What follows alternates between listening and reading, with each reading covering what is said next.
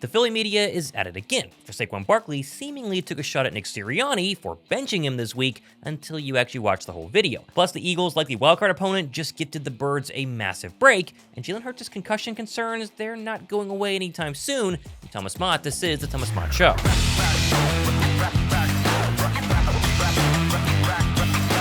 The past 24 hours have left Birds fans torn, following the decision issued by Nick Sirianni yesterday to not play the starters and Saquon Barkley in their Week 18 matchup versus the Giants. This naturally resulted in a massive media scrum outside Saquon Barkley's locker room to hear his initial response. Yeah, Coach asked me, what I like to do. We had a conversation, he called me back, let me know that we're probably going to be resting, and my reaction was kind of like I told my family. Obviously, my family, probably wanted a little bit more than me. But at the end of the day, the most important thing is winning football games, and we're in the playoffs. So I got a bigger goal in mind anyway. That one little 30-second clip of Saquon Barkley talking has gone crazy on Twitter, amplified by a bunch of Philly media people, and has created a whole new, completely ridiculous controversy that's now taken away from a much bigger story that dropped yesterday. One of the two possible wildcard opponents the Birds might face got some very bad news right before their Week 18 finale, as the Green Bay Packers announced on Wednesday that All-Pro cornerback Jaire Alexander will miss the remainder of the season after officially undergoing surgery for a torn PCL in his right knee. And this, of course, is massive because the Packers are all but guaranteed to be the Birds' first playoff opponent, since all the Commanders have to do is beat the Cowboys on Sunday to lock up the 6th seed and send Green Bay to Philly. Losing Alexander is a massive loss. When he's healthy, he's one of the best cornerbacks in the league. Although more details on the knee issue, he suffered it actually back on October 27th and has only played in one game since, and so he's basically been out since late November. Meaning Green Bay has had time to counter this and is swapping in 3 different cornerbacks to replace Alexander. And with Alexander officially out going forward, the Birds' passing attack, really led by A.J. Brown, is going to face a lot less resistance, especially early on in the postseason. Even though technically A.J. still ate Jaire's lunch when they faced each other all the way back in Week 1. Also, with the new year just upon us, I want to give a massive shout out to the sponsor of today's video, MD Hair. MD Hair is the first of its kind, clinically proven and customized growth solution developed by dermatologists that target the root cause of your hair loss. And getting your own customized kit, just like the one you see right here, is super easy. Just take their scalp analysis quiz on the MD Hair website, and you'll get a kit specifically for your scalp that includes stuff like marine collagen, shampoo and conditioner, supplements, and restorative serum. Plus 24/7 medical chat support with dermatologists and registered nurses. Personally, I love the customized kit they sent me. It has a ton of really great stuff, from their marine collagen to their customized restorative serum, which you see right there. Then they have restoring from the inside out in terms of their supplements for your hair care. Personal favorite though, I can't complain about their customized hair shampoo and their customized hair conditioner. The shampoo and conditioner have biotin, they have argan oil for that younger, shinier, healthier looking hair. Personally though, I love the fact that they're both fragrance and paraben free, two things I do not want in my shampoo and conditioner. It's a new year. If you want to work on your hair in 2025, do it with MD Hair by going down below my description box, click the link, use promo code Thomas70 at checkout, and you'll get your first shipment of products customized to you for 70% off. Again, that's promo code Thomas70 at checkout, and you get 70% off your first box of customized hair care products courtesy of MD Hair. Now take that and throw in the fact that both Green Bay and Washington are 100% playing all of their starters this weekend because they gotta win to avoid going to Philadelphia, which means a non-rested team on the road to the Link for a wildcard weekend. Definitely sign me up for that.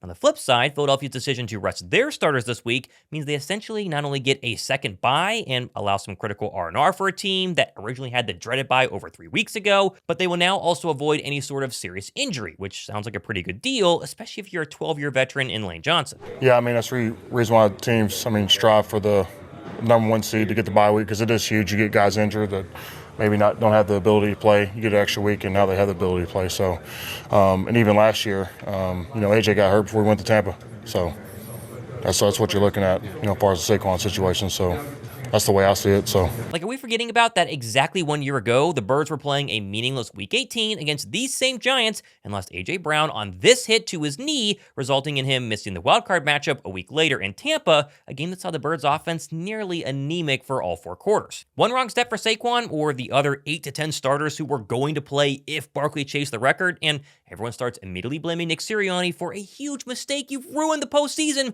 Why did you play them in the first place? And yet the headlines today are going crazy. Saquon Barkley upset at Nick Sirianni. Saquon Barkley wanted to chase the record. Eagles said no. And it's all based on this one very short clip that, again, is going crazy on Twitter. I said on Sunday, I probably didn't care too much for it. when I slept on it, I was like, there's an opportunity to implant my name in football history. May never get another opportunity like that again. So I'm down, but at the end of the day, like, I don't care for putting the team at risk. And he's the head coach for a reason. He makes those decisions, and whatever decision he wanted to make, I let him know if you want me to play, I'm going to go out there and make sure I get it. And if we don't, I'm okay with that too. But the whole idea that Barkley is extremely upset and it's going to cause a rift in the locker room is completely nullified if you just watched a little bit later in his press conference where he said he's happy with the decision and stands 100% behind Nick Sirianni. Kind of made it easier for me because it's not my decision. It's coach's decision, and I'm glad that I didn't have to make that decision. Say if you go out there for a selfish reason and something negative happens, and I'm the one that's out there trying to get the offensive line to go play and beat a record for me, it sounds crazy. So honestly, I'm just happy that I didn't have to make that decision. Nick made it pretty easy on me, and I'm truly at peace at it. And I'll say it again, this is the right call. I know people want to chase the record. I know it's a really big deal, but in the end, if Barkley gets hurt, especially in a Week 18 meaningless game, what are we actually doing in the postseason? Do you think we can win a Super Bowl without 2-6? This team is good enough to win a Super Bowl. Very rarely in the National Football League do you have a roster that is good enough entering the postseason. There are going to be 14 playoff teams, and in reality, there's like 3 or 4 that could actually win it all. Making sure your starters are healthy going into the postseason is always the right decision. And hey, at least Barkley still got 2,000 yards rushing and also got to poke some fun at Giants owner John Mara on his new Instagram ad with Unison. This is pretty funny to watch. I heard some of you were having trouble sleeping, so I wrote you a lullaby. Rockabye baby, awaken your bed as the thought of 2000 swirls in your head. It sure is tough to lose sleep over football. Not for me, though. Good night to you all.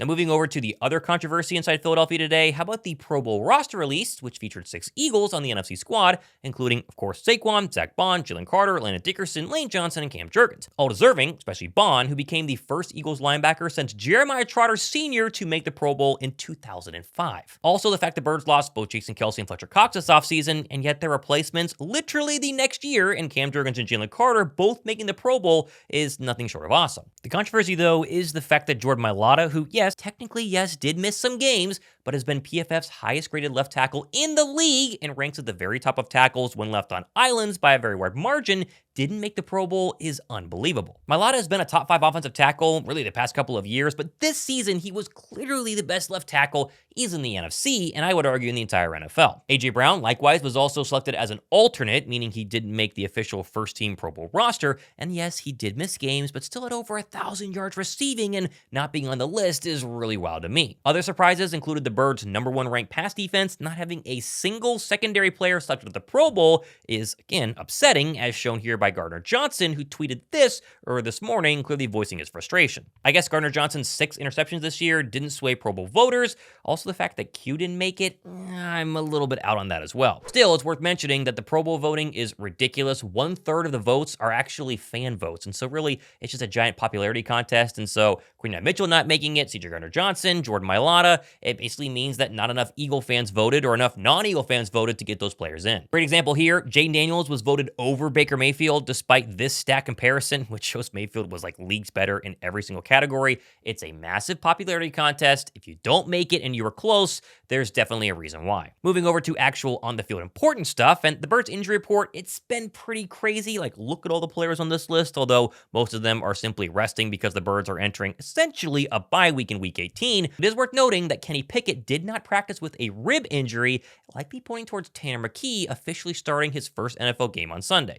This is my chance to, play a significant amount of snaps, reps, and to, go out and show what I've been working for all this whole year. Obviously I've been putting in a ton of work by myself, on the practice field and different things like that. So I feel like I can showcase that. I'm super excited for the opportunity. Also worth mentioning is the fact that Jalen Hurts remains in concussion protocol, which is notable, as pointed out by John Clark, who speculated that Hurts' concussion might have been a lot worse than realized because Will Shipley, who also suffered a concussion in the same Commanders game as Hurts, did practice yesterday in a limited capacity versus Hurts, who was still out. Some are speculating that Hurts was concussed on this sack in the Commanders game before before, of course, getting knocked out in the other Commanders game, meaning he's had more than just one concussion over the past month, likely resulting in the fact that he's still not been medically cleared by the independent neurologist in the National Football League. Further showing that resting people is very important because you got to make sure they're healthy going into a wildcard matchup versus a Week 18 game. Let's say Saquon or any of the other starters suffered a concussion this week, it's almost guaranteed they would miss the wildcard round. Oh, and one more thought on the whole resting their starters. Philadelphia did this technically during their 2017 Super Bowl run.